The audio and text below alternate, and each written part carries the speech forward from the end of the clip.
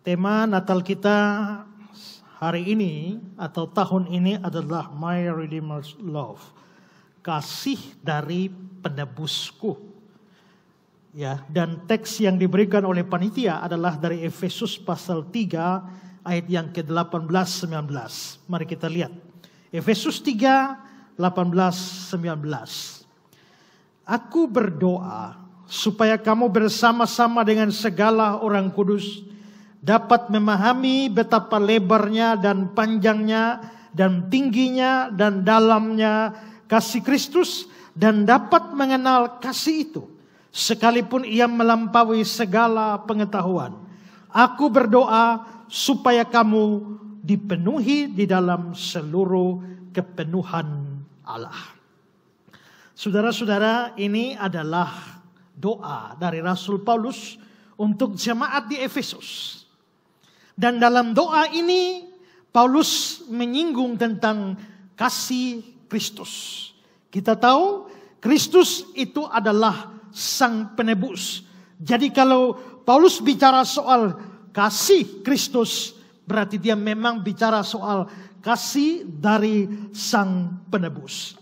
Nah, saudara-saudara, memang salah satu sifat Allah yang paling menonjol di dalam Natal itu adalah sifat kasih. Itulah sebabnya Yohanes 3 ayat 16 bilang, karena begitu besar kasih Allah akan dunia ini. Dalam Roma pasal 5 ayat yang ke-8, akan tetapi Allah menunjukkan kasihnya kepada kita oleh karena Kristus. Atau 2 Korintus 8 ayat yang ke-9. Karena kamu telah mengenal kasih karunia Tuhan kita Yesus Kristus, bahwa ia yang oleh karena kamu menjadi miskin sekalipun ia kaya, supaya kamu menjadi kaya oleh karena kemiskinannya. Jadi memang di dalam Natal kasih Allah sangat menonjol di sana. Tapi di dalam teks kita Efesus 3, 18-19, Paulus berbicara tentang kasih dengan cara yang begitu luar biasa. Dan saudara-saudara, kalau saya memenggal ayat itu dan hanya memperlihatkan bagian yang bicara soal kasih, maka Paulus berkata begini dalam ayat kita tadi. Betapa lebarnya dan panjangnya dan tingginya dan dalamnya kasih Kristus. Kasih itu melampaui segala pengetahuan. Betapa panjangnya, betapa lebarnya, panjangnya, tingginya, dalamnya kasih Kristus dan melampaui segala pengetahuan. Saudara-saudara, ada penafsir-penafsir yang mengatakan bahwa sebenarnya kita tidak perlu mencari tahu apa artinya lebarnya atau panjangnya atau tingginya atau dalamnya. Sebab apa? Sebab semua itu mempunyai makna yang sama. Paulus hanya mau berkata bahwa kasih Kristus itu begitu luar biasa untuk umat tebusannya. Albert Barnes bilang begini, tampaknya lebih merupakan bahasa hati yang penuh dengan subjek dan terkesan dengan kehebatannya, dan kata-kata itu digunakan untuk menunjukkan dimensi dari kasih itu, dan mirip dengan apa yang dimaksud jika dia berkata supaya kamu tahu seberapa besar atau seberapa hebat kasih itu. Sang Rasul jelas bermaksud untuk mengungkapkan perasaan yang paling kuat akan keagungan kasih penebus. Jadi maksud Albert Barnes adalah bahwa ini hanya ungkapan-ungkapan berbeda untuk menekankan hal yang sama. Bahwa kasih penebus itu begitu agung, begitu hebat, begitu luar biasa. Tetapi saudara, banyak penafsir itu mempelajari ayat ini dan lalu memberikan detail-detail dari apa yang dimaksudkan dengan Paulus. Betapa lebarnya, betapa dalamnya, betapa tingginya, betapa panjangnya. Semua itu mempunyai makna yang sangat dalam. Karena itu saudara-saudara, hari ini saya ingin mengajak kita untuk melihat detail dari apa yang Paulus katakan. Frase demi frase apa yang dimaksudkan dengan kasih Kristus yang begitu besar itu. Pertama, mari kita melihat betapa lebarnya kasih Kristus. Betapa lebarnya kasih Kristus, berarti kasih Kristus itu lebar. Nah, di sini Alkitab Indonesia terjemahan baru menerjemahkannya sebagai lebar.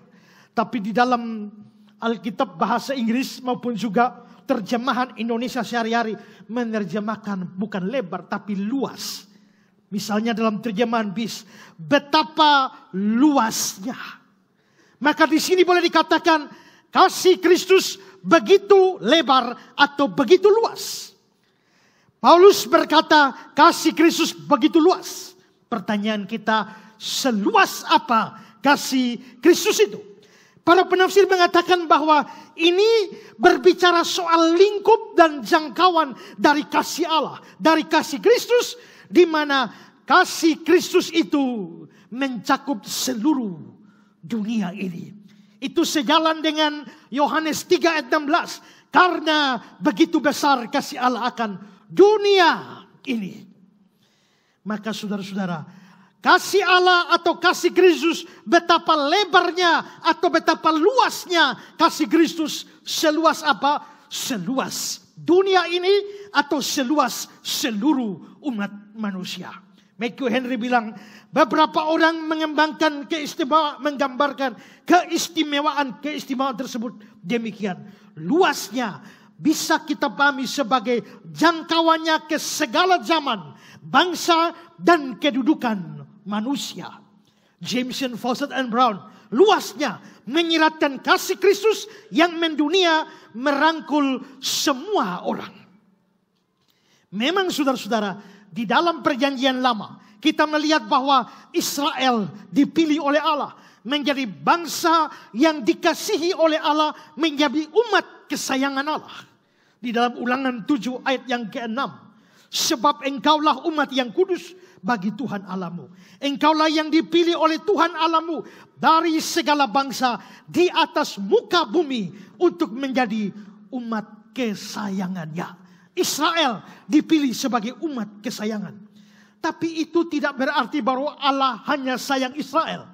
Itu tidak berarti bahwa Allah hanya mengasihi Israel dan hanya akan menyelamatkan Israel. Tidak. Israel memang dipilih. Tapi Israel dipilih untuk menurunkan sang penebus. Israel dipilih untuk menurunkan juru selamat yang pada akhirnya akan menyelamatkan dan mengasihi seluruh dunia. Berarti Allah memilih Israel supaya Israel jadi berkat bagi bangsa-bangsa dengan kehadiran Mesias atau kehadiran Kristus yang diturunkan dari mereka.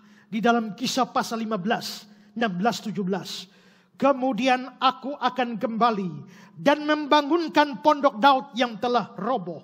Dan reruntuhannya akan kubangun kembali. Dan akan kuteguhkan. Supaya semua orang lain mencari Tuhan. Dan segala bangsa yang tidak mengenal Allah yang kusebut milikku. Segala bangsa. Jadi Tuhan memulihkan pondok Daud Israel. Tapi tujuannya supaya segala bangsa itu akan menjadi milik dari Tuhan. Itulah sebabnya maka waktu Natal terjadi. Waktu Kristus lahir ke dunia ini. Dia datang bukan hanya untuk Israel saja. Berita Natal yang tadi dibacakan Lukas 2, 10-11. Jangan takut sebab sesungguhnya aku beritakan kepadamu kesukaan besar bagi seluruh bangsa.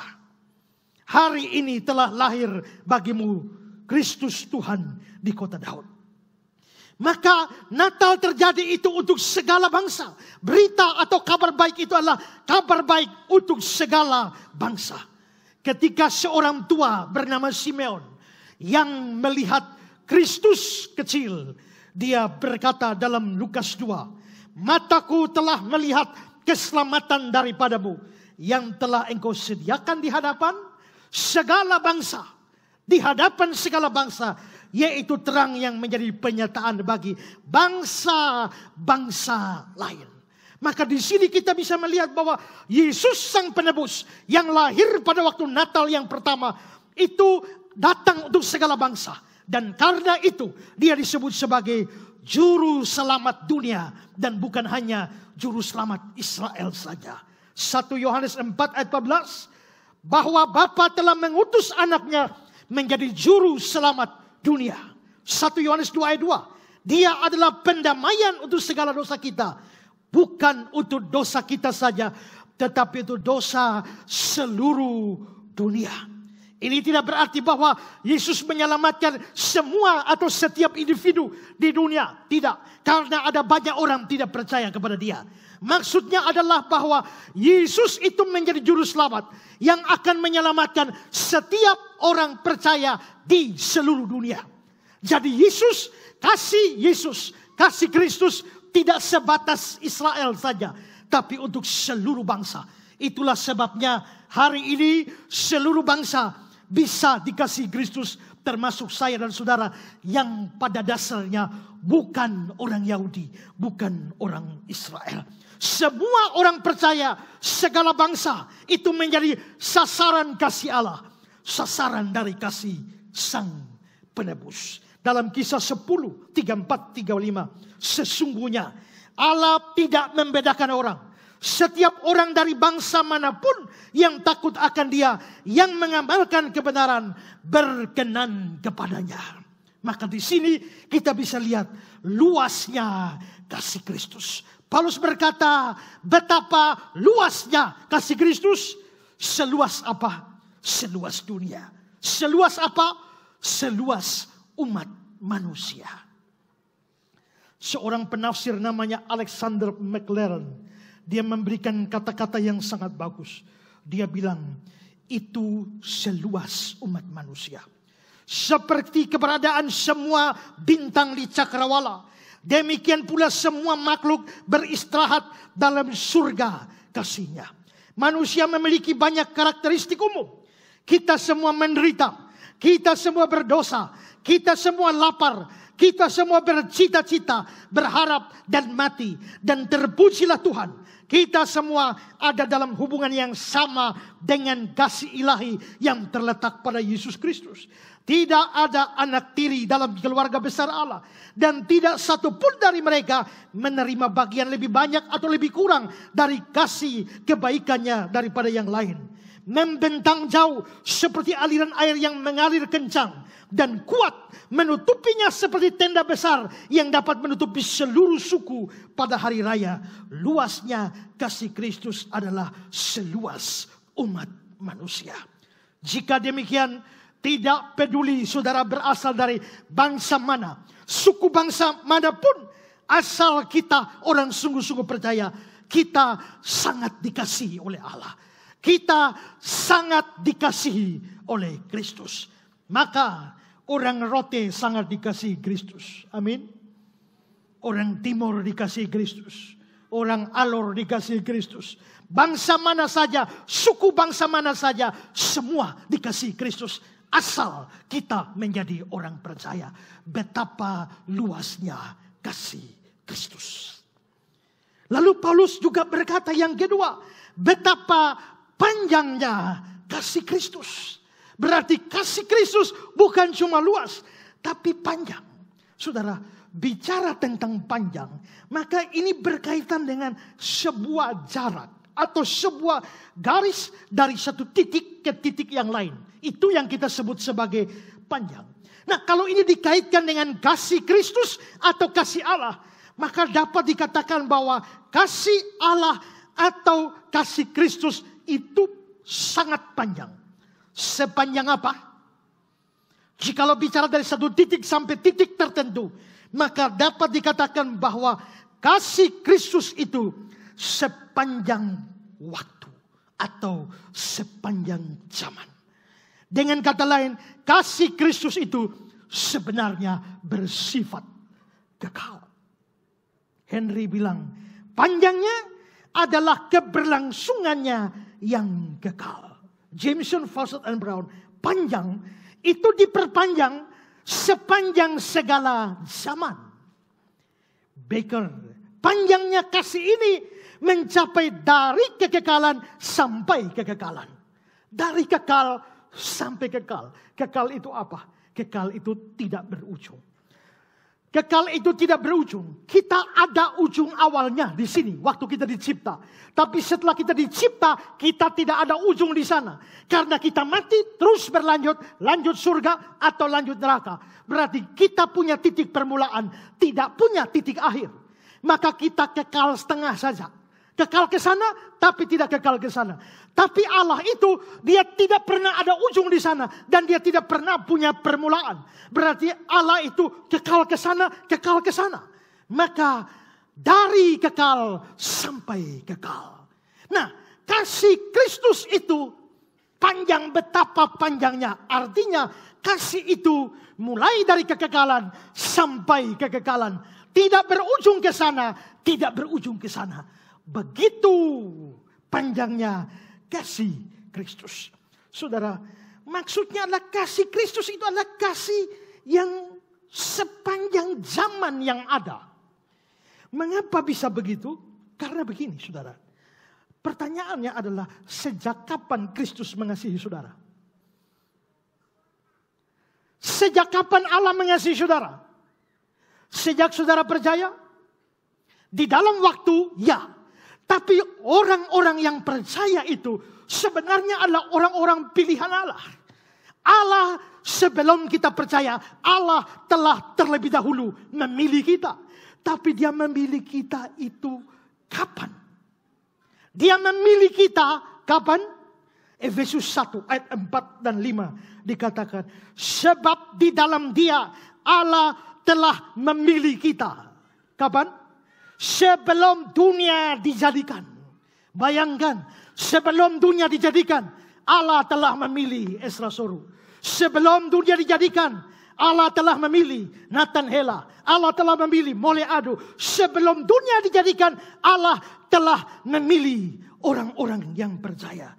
Supaya apa? Milih supaya apa? Supaya kita kudus, tak bercacat di hadapannya.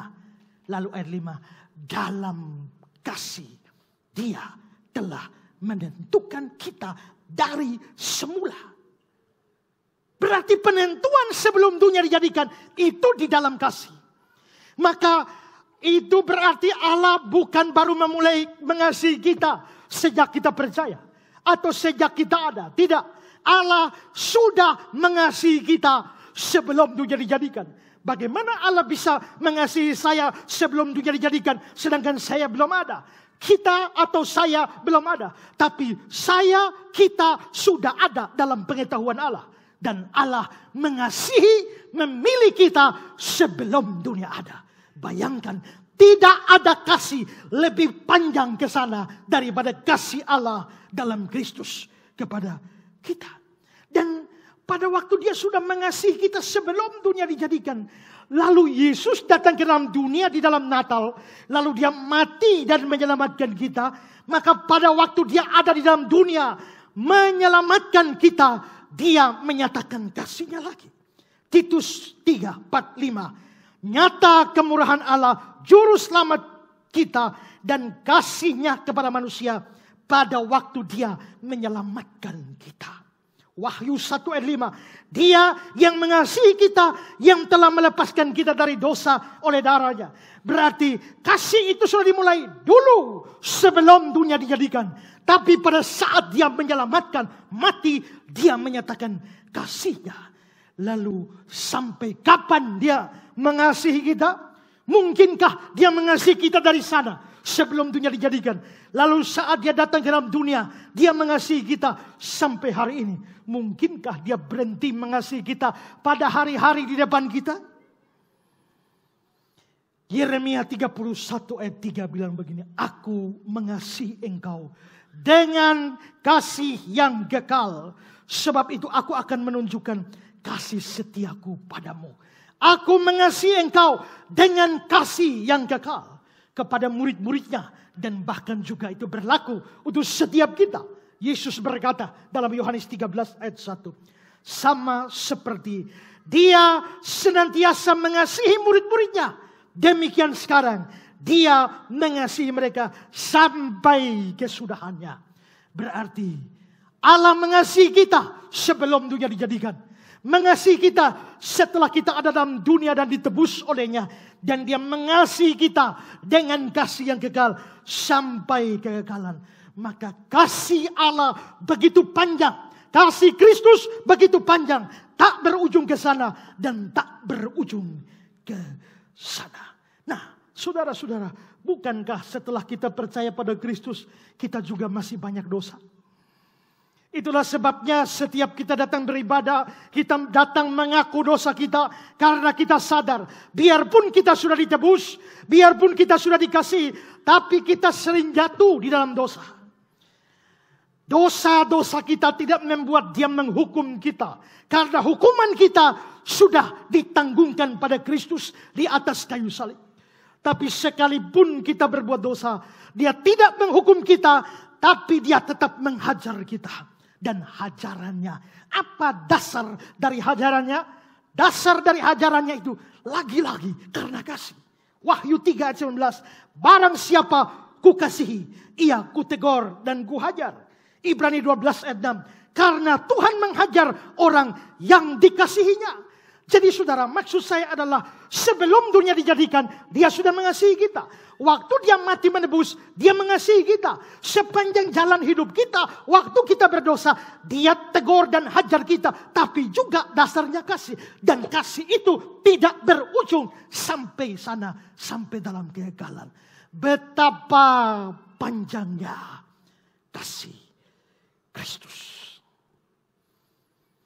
Alexander McLaren menghubungkan panjangnya kasih Kristus dengan fakta keberdosaan kita.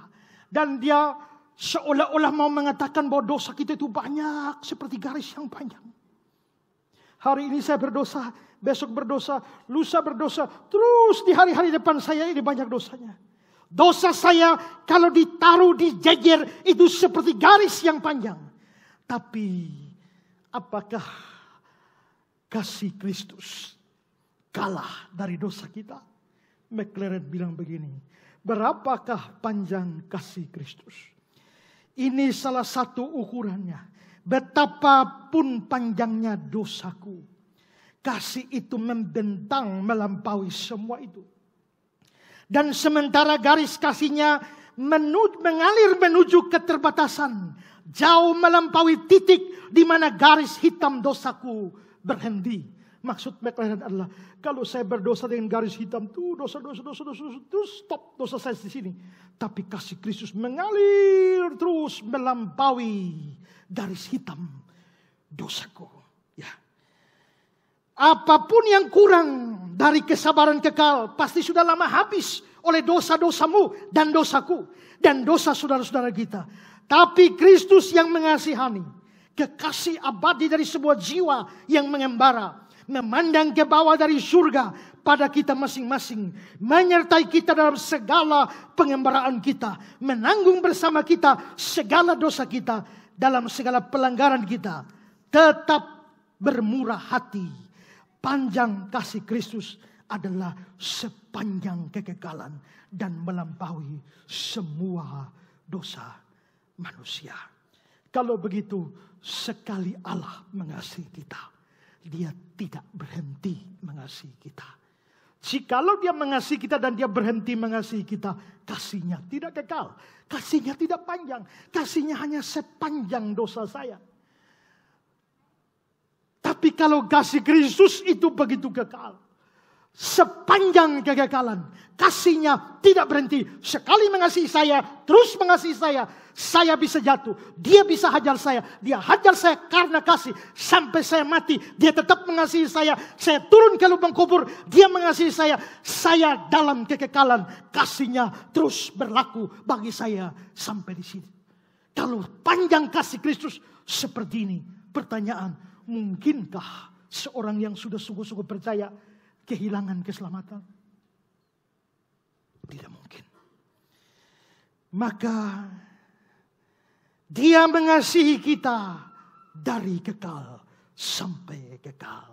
Jikalau tadi seberapa luas kasih Allah, seluas dunia ini, seluas umat manusia.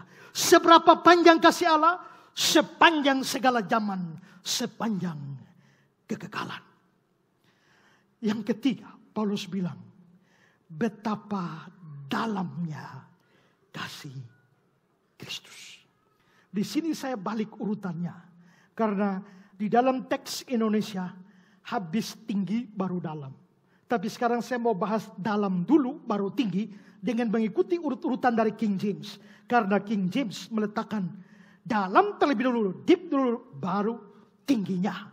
Maka saya ikut ini dan sekarang kita bahas betapa dalamnya kasih Kristus. Kalau bicara panjang dari titik ini, dari titik mana sampai ke titik mana. Tapi kalau berbicara tentang kedalaman, maka ini bicara satu arah ke bawah. Seperti sebuah lubang, seperti sebuah sumur.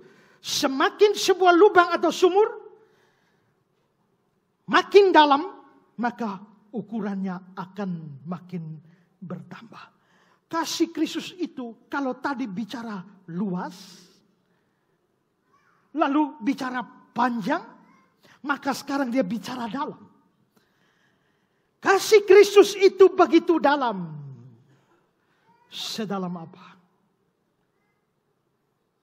Matthew Henry bilang begini, dalamnya sampai mencapai keadaan yang paling rendah, yang ditunjukkan untuk menyelamatkan orang-orang yang sudah terjerumus ke dalaman dosa dan sengsara. Manusia berdosa, kita disebut jatuh dalam dosa. Maka manusia berdosa seolah-olah sedang jatuh ke dalam sebuah jurang, sebuah lubang yang sangat dalam.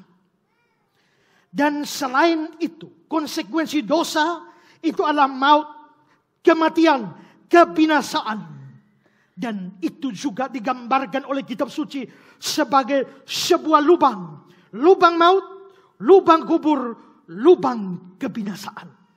Maka setiap saya dan saudara yang berdosa di hadapan Tuhan, kita sementara jatuh ke dalam lubang yang sangat dalam. Sekalipun demikian dalamnya kejatuhan kita, sekalipun begitu dalam kita masuk ke dalam lubang atau jurang dosa, kasih Kristus begitu dalam. Sampai dia mencapai titik terendah dari kejatuhan seorang anak manusia. Saudara-saudara, di dalam dunia ini kita mungkin berpikir saya orang berdosa. Tapi saya bukan orang berdosa. Saya orang yang sangat-sangat berdosa. Tapi sekalipun kita merasa sangat berdosa, sedalam apa kejatuhan kita, kasih Kristus bisa sampai di sana. Betapa dalamnya kasih Kristus. Paulus, orang yang penuh kejahatan, yang membunuh orang-orang Kristen, dan dia menganggap dirinya paling berdosa. Dalam 1 Timotius 1, 15-16. Di antara mereka, akulah yang paling berdosa. Diriku ini sebagai orang yang paling berdosa. Ini berarti Paulus mau menggambarkan seolah-olah dia paling berdosa, dia paling dalam di dalam jurang dosa, jurang kebinasaan. Meskipun dia paling berdosa, meskipun dia paling jatuh paling dalam, tapi kasih Kristus sanggup menyentuh dia yang terdalam. Lihat kata-kata lengkapnya Paulus. 1 Timotius 1:15-16. Perkataan ini benar dan patut diterima. Kristus Yesus datang ke dalam dunia menyelamatkan orang berdosa. Itu karena kasih. Dan di antara mereka akulah yang paling berdosa. Tapi justru karena itu aku dikasihani. Aku dikasihani. Agar dalam diriku sebagai orang yang paling berdosa, Yesus Kristus menunjukkan seluruh kesabarannya. Kristus datang ke dalam dunia. Aku paling berdosa, tapi aku dikasihani. Berarti Kristus dari tempat yang paling tinggi itu bisa turun menyentuh sampai pada jurang dosa yang terdalam. Maka di sini kita bisa melihat setelah Paulus yang paling berdosa menganggap bahwa dirinya dikasihani Lalu di bagian akhir dari kata-kata Paulus itu di ayat 16 dia berkata, dengan demikian aku menjadi contoh bagi mereka yang kemudian percaya kepadanya. Maksud dia apa? Maksud dia, aku jadi contoh. Jikalau aku yang paling berdosa ternyata dikasihani oleh Kristus, maka aku menjadi contoh bagi setiap orang berdosa. Supaya tidak ada orang berdosa yang merasa begitu hina, begitu jatuh, begitu dalam, begitu hitam, yang tidak bisa dikasihani oleh Kristus. Jikalau aku yang paling berdosa bisa dikasihani, maka tentu saja yang berdosa tapi tidak seberdosa aku lebih punya alasan untuk dikasihani. Orang berdosa jatuh sedalam apapun, kasih Kristus sampai di sana. Betapa dalamnya kasih Kristus. Orang berdosa juga ada dalam ancaman maut, kebinasaan yang digambarkan sebagai lubang yang sangat dalam. Tapi kasih Kristus bisa mengangkat orang berdosa dari lubang kebinasaan itu. Di dalam Yesaya 38 ayat 17. Engkaulah yang mencegah jiwaku dari lubang kebinasaan. Sebab engkau telah melemparkan segala dosaku jauh dari hadapanmu. Engkau mencegah jiwaku dari lubang kebinasaan. Maka kasih Kristus itu mencapai lubang kebinasaan. Mengangkat kita. Mazmur 103. Dia yang mengampuni segala kesalahanmu. Yang menyembuhkan segala penyakitmu. Dia menebusmu dari lubang kubur. Lubang kebinasaan. Maka betapa dalamnya kasih Kristus. Becker bilang kedalaman kasih ini terlihat dalam membangkitkan pendosa dari penghukuman dan neraka. Kita semua harus masuk neraka. Tapi kasih Kristus begitu dalam.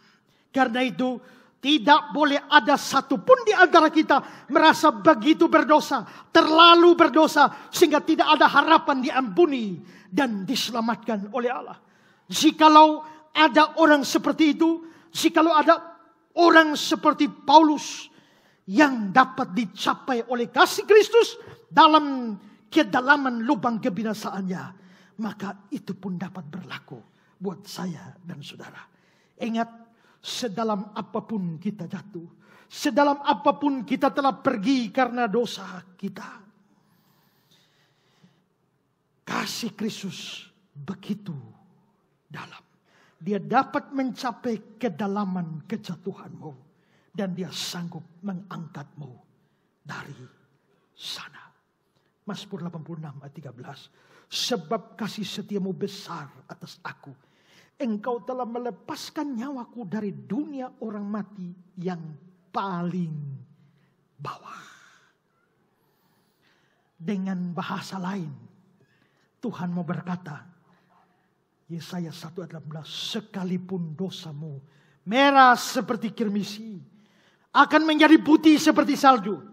Sekalipun dosamu merah seperti kain kesumbah, akan menjadi putih seperti bulu domba. Betapa dalamnya kasih Kristus. Seorang menginjili seorang penjahat. Dan penjahat itu merasa tidak layak untuk dikasihi oleh Kristus. Tapi si penginjil memberikan keyakinan, Allah mengasihi kamu. Kristus mengasihi kamu. Dia mau mati buat kamu. Dia mau menebus kamu. Tapi seorang teman ini, teman penjahat yang diinjili itu bilang, sabar. Kamu bicara tentang kasih Kristus, tapi kamu tidak pernah tahu orang berdosa macam apakah aku ini. Kamu tidak tahu pendosa macam apakah aku ini. Tapi penginjil itu berkata, aku memang tidak tahu pendosa macam apakah engkau. Tapi engkau juga tidak tahu juru selamat macam apakah dia itu. Juru selamat macam apakah dia itu? Juru selamat yang kasihnya sedalam kedalaman dosa atau kedalaman neraka. Seorang teman yang berdosa merasa Tuhan tidak mungkin mengampuni dia lagi. Tuhan tidak mungkin lagi mau menerima dia. Saya membacakan kepadanya Yesaya 1:18. Sekalipun dosamu merah seperti kirmisi, akan putih seperti salju. Dia bilang itu untuk orang lain, tapi bukan untuk aku, Ezra. Lalu saya menulis surat kepada dia. Zaman belum ada HP. Saya tulis surat kepada dia. Kekhawatiran bahwa Tuhan tidak mengampunimu lagi, sama seperti kekhawatiran seekor ikan bahwa jangan-jangan air laut akan habis karena setiap hari dia meminumnya. Seekor ikan tiap hari minum air laut, lalu dia khawatir jangan-jangan air laut habis. Itu seperti kekhawatiran seekor burung yang khawatir jangan-jangan seluruh udara habis karena setiap hari saya hidup. Mungkinkah air laut habis karena diminum ikan? Mungkinkah udara habis karena dihirup burung? Tidak mungkin. Maka demikian juga dosa kita tidak bisa menghabiskan kasih Allah. Dosa kita tidak bisa menghabiskan pengampunan Allah. Sedalam apa kita telah jatuh, sedalam apa kita telah pergi karena dosa, sedalam itu pun kasih Kristus bisa sampai di sana dan mengangkat kita dari sana. Kasih itu begitu dalam sampai mencapai titik terendah. Bukan hanya titik terendah dosa, titik terendah dari akibat dosa, yaitu Dia mengangkat kita dari kebinasaan. Natal menunjukkan kepada kita betapa Kristus turun menemui kita. Dia dari surga turun ke bumi. Dalam Efesus 4 ayat 9, Paulus berkata, dia juga telah turun ke bagian bumi yang paling bawah. Bagian bumi yang paling bawah, itu jangan diartikan kemana-mana. Tidak, bagian bumi paling bawah itu artinya bumi. Seperti tingkat ketiga dari surga, itu surga. Yang sudah pernah saya jelaskan.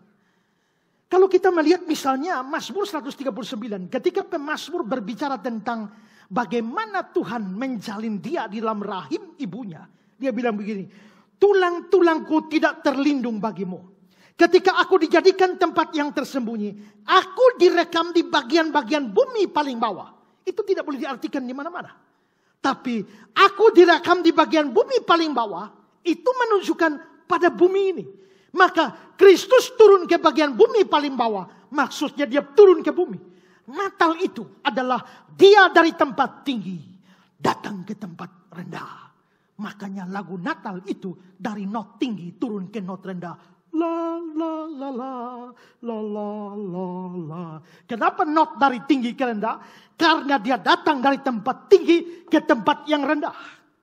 Maka orang manusia di tempat rendah memuji dia di tempat tinggi. Kita dari rendah memuji dia di tempat tinggi. Maka notnya dari rendah ke tinggi. La la la la la la.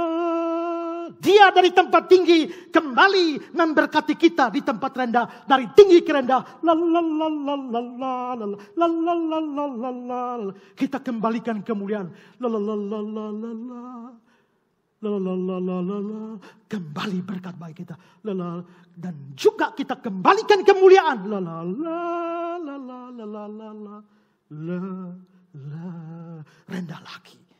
Maka Natal itu adalah Kristus dari tempat tinggi turun ke tempat rendah. Serendah apa? Bukan hanya di bumi, tapi serendah titik terendah dari dosa. Serendah-rendahnya sampai pada titik paling dalam dari kebinasaan di neraka. Saya kembali kutip McLaren. Saya membaca tulisannya indah sekali tentang ini. McLaren berkata, dosa-dosaku begitu dalam. Kesengsaraanku begitu dalam. Tapi itu dangkal dibandingkan dengan kasih yang turun di bawah semua dosa. Yang lebih dalam dari semua kesedihan. Yang lebih dalam dari semua kebutuhan. Yang menyusut tanpa degradasi. Yang berpaling dari kemelaratan. Yang tidak membenci kejahatan untuk memalingkan wajah darinya. Nafsu paling murni dari kebajikan manusia tidak bisa tidak kadang-kadang menyadari rasa jijik dari kebajikan manusia Nafsu yang paling murni dari kebajikan manusia tidak bisa tidak kadang-kadang menyadari rasa jijik yang bercampur dengan belas kasihan dan usahanya. Maksudnya kadang-kadang kita manusia lihat orang berdosa, biarpun lihat orang terlalu jahat, terlalu berdosa, walaupun ada kasih, tapi ada sedikit jijik gitu. Manusia bisa melihat orang sambil mengasihi, bisa rasa jijik terhadapnya.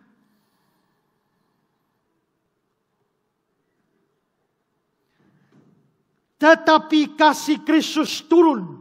Betapapun jauhnya jiwa manusia telah turun ke dalam jurang kemerosotan. Di bawahnya ada lengan-lengan abadi. Dan di bawahnya ada kasih Kristus. Ketika lubang batu bara tersumbat oleh ledakan, tidak ada pihak penyelamat berani turun ke kedalaman terendah dari kegelapan beracun sampai ventilasi di sana. Maksudnya McLaren adalah kalau orang kerja tambang batu bara di sana, lalu tiba-tiba terjadi meledak di bawah terdalam, jurang terdalam, lalu ada asap beracun. Tidak ada orang berani masuk ke kedalaman seperti itu. Tapi Kristus yang pengasih ini turun ke atmosfer yang paling pekat, paling berbahaya, berbau dosa dan korupsi, dan mengulurkan tangan penyelamat kepada korban yang paling hina dan paling bawah. Betapa dalamnya kasih Kristus. Betapa luasnya kasih Kristus. Seluas apa? Seluas dunia ini. Seluas umat manusia. Betapa panjangnya kasih Kristus. Sepanjang apa? Sepanjang segala zaman. Sepanjang kegagalan. Betapa dalamnya kasih Kristus. Sedalam apa? Sedalam dosa. Sedalam neraka. Dan terakhir, Paulus bilang, betapa tingginya kasih Kristus. Kedalaman, sekarang ketinggian. Bicara tinggi, ini berbicara tentang jarak ke atas. Seperti sebuah menara, seperti sebuah gedung pencakar langit, menjulang ke langit. Dan ini adalah posisi kebalikan dari kedalaman. Betapa dalam, sekarang betapa tinggi. Jadi kasih Kristus itu bukan hanya dalam, tapi juga tinggi. Apa artinya? Tadi sudah saya jelaskan bahwa kasih Allah begitu dalam, sedalam kejatuhan manusia dalam dosa, sedalam kebinasaan. Tapi rupanya kasih Kristus tidak berhenti di situ. Kasih Kristus itu mengangkat, bukan hanya mengangkat orang berdosa dari jurang kebinasaan, tapi bahkan dia membawa orang berdosa itu naik tinggi ke kehidupan yang kekal di surga. Sebenarnya ayat-ayat kita bisa menunjukkan dua sisi, betapa dia mengangkat kita dari tempat dalam, membawa kita ke tempat tinggi. Lihat ayat terkenal Yohanes 3:16. Karena begitu besar kasih Allah akan dunia ini, sehingga dia mengaruniakan anaknya yang tunggal, supaya setiap orang yang percaya kepadanya tidak binasa. Tidak binasa ini seperti angkat dari lubang. Tapi bukan hanya membuat kita tidak binasa, masih ada kelanjutannya. Melainkan beroleh hidup yang kekal. Tidak binasa itu mengangkat dari lubang. Beri hidup yang kekal itu mengangkat sampai tinggi ke langit. Dalamnya dan tingginya. Roma 8:21. Akan dimerdekakan dari perbudakan kebinasaan. Ini mengangkat dari lubang. Bukan hanya sampai situ. Masuk ke dalam kemerdekaan, kemuliaan anak-anak Allah. Ini membawa tinggi ke atas. Mazmur 43. Dia mengangkat aku dari lubang kebinasaan. Dari lumpur rawa. Tidak sampai di situ. Dia menempatkan kakiku di atas bukit batu. Jadi dari dalam diangkat, tapi dibawa ke tempat tinggi. Jadi kasih Kristus itu bukan hanya dalam, sehingga dapat mencapai titik terendah dari orang berdosa, bahkan neraka sekalipun. Tapi kasih itu begitu tinggi sampai membawa orang berdosa pada kemuliaan surgawi. Matthew Henry bilang, tingginya adalah kesanggupan kasih itu untuk mengangkat kita ke atas dan menganugerahi kita dengan kebahagiaan dan kemuliaan surgawi. Atau dalam bahasa Baker, puncak dari kasih ini terdiri dari membuat orang berdosa menjadi ahli waris Allah. Dan akhirnya membawa mereka ke dalam kemuliaan. Mazmur 73 ayat 24. Kemudian engkau mengangkat aku ke dalam kemuliaan. Sebagai orang-orang berdosa, kita seharusnya turun sampai ke neraka terdalam. Tapi kasih Kristus begitu dalam, sampai mengangkat kita dari sana, menarik kita dari sana. Tapi selanjutnya kasih itu begitu tinggi, sehingga membawa kita sampai pada yang paling tinggi. Tidak ada yang paling dalam selain neraka. Tidak ada yang paling tinggi selain surga. Dan kasih Kristus mencapai kedalaman neraka dan mencapai ketinggian surga. Betapa tingginya kasih Kristus. McLaren berkata, Dia telah datang untuk mengangkat kita kepadanya. Dan inilah ketinggian kasih-Nya yang menopang kita jika kita mau naik. Dan naik untuk duduk di atas tahtanya, di mana Dia sendiri bertahta. Itulah my Redeemer's love. Itulah kasih penebusku. Kasih yang begitu luas. Kasih yang begitu panjang. Kasih yang begitu dalam. Kasih yang begitu tinggi. Kasih itu seluas dunia, sepanjang kekekalan, sedalam neraka, dan setinggi surga. Dalam penafsiran yang sedikit berbeda tentang makna kata panjang, William Barclay bilang begini, kita dapat mengatakan bahwa menurut lebarnya, kasih Kristus akan menjangkau semua manusia di segala abad dan tempat. Menurut panjangnya, kasih Kristus bahkan bersedia menerima salib. Menurut dalamnya, kasih itu menjangkau maut. Menurut tingginya, kasih itu menjangkau kita dari surga, di mana Kristus hidup dan berdoa syafaat bagi kita. Dapatkah kita bayangkan kasih seperti apa itu? Apakah pengalaman kita membuat kita dapat memahami kasih seperti ini? Apakah pengertian dan pengetahuan kita dapat membuat kita memahami kasih semacam ini? Tidak. Sungguh ku tak mampu memahami kasih dan setiamu, Tuhan.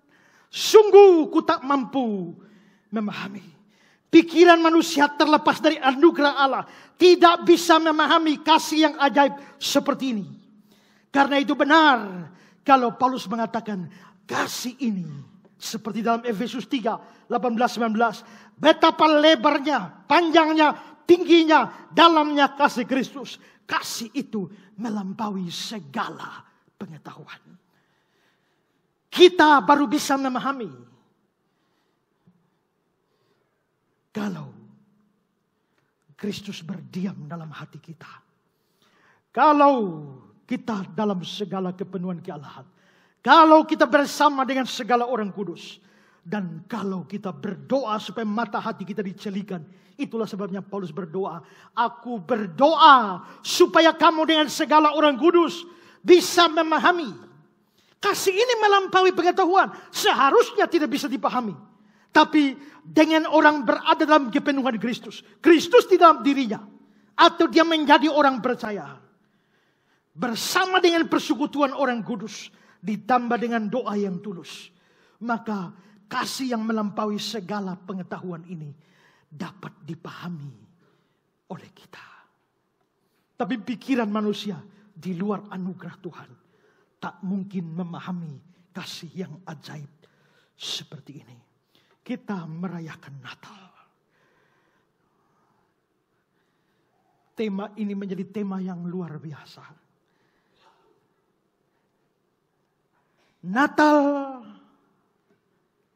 menjadikan kasih Kristus sedalam ini dinyatakan kepada kita.